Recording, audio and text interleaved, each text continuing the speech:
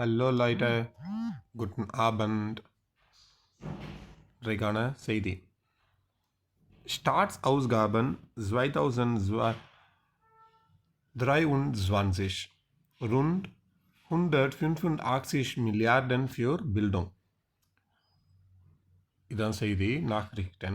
Bund, Länder und Gemeinden haben im vergangenen Jahr rund 185 Milliarden Euro für den Bereich Bildung ausgegeben.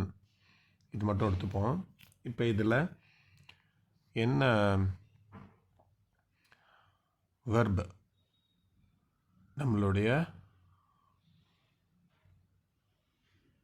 இங்கே ஹில்ஃப் verb இருக்கா, happen வந்துடுச்சுன்னா இங்கே வந்து நம்மளுடைய வாக்கியத்தில் கடைசியில் வந்து என்ன இருக்கும், இந்த மெயின் வெர்பு பார்ட்டிசிப்ஸ்வையில் இங்கே போயிடுச்சு. அவுஸ் கெகேபன், ஹாபன் அவுஸ் கெகேபன். இதுதான் ஒரு வாக்கியம் எடுத்திங்கன்னா இந்த வாக்கியத்தில் முதல்ல இது ரெண்டு தான் நம்ம புரிஞ்சுக்கணும்.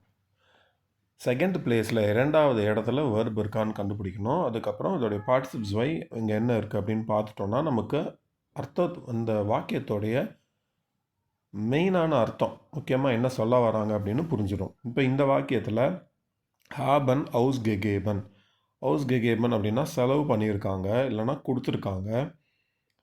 இது வந்து இது ஹில்ஃப் வெர்ப். அதனால் அந்த ஹேபன் அப்படிங்கிறதுக்கு தனியாக நம்ம இன்னும் அர்த்தம் எடுக்க முடியாது. ஹேபன் அவுஸ் கெகேபன் அப்படின்னா அது வந்து ஹேவ் ஸ்பென்ட் அப்படின்னு ஆங்கிலத்தில் சொல்லுவோம். ஸோ கொடுத்துருக்காங்க அப்படின்னு அர்த்தம். இப்போ மீதி எல்லாமே வந்து அதோடைய சப்போர்ட்டிங் தான். யார், புண்ட், லேண்டர் und Gemeinden. எவ்வளோ கொடுத்துருக்காங்க, ரூண்ட் அரவுண்ட் எவ்வளோ கொடுத்துருக்காங்க, 185. எப்போ கொடுத்தாங்க, ஃபெர்காங்கனன் யார், ஃபெர்காங்கனன்னா ஃபெர்காங்கன் ஹைட்டுன்னு சொல்லுவோம் இல்லையா, ஃபெர்காங்கன் யாருன்னா போன வருடம், சென்ற வருடம், அதுதான் கரெக்டான இது, சென்ற வருடம். யாருக்கு கொடுத்தாங்க, பெரைஷ் பில்டும், ஏரியாவுடைய வளர்ச்சிக்காக, தொகுதி வளர்ச்சிக்காக கொடுத்தாங்க. இப்போ எவ்வளோ சுலபமாகிடுச்சு பார்த்தீங்களா. இது வந்து திருப்பி படித்து பார்க்கலாமா.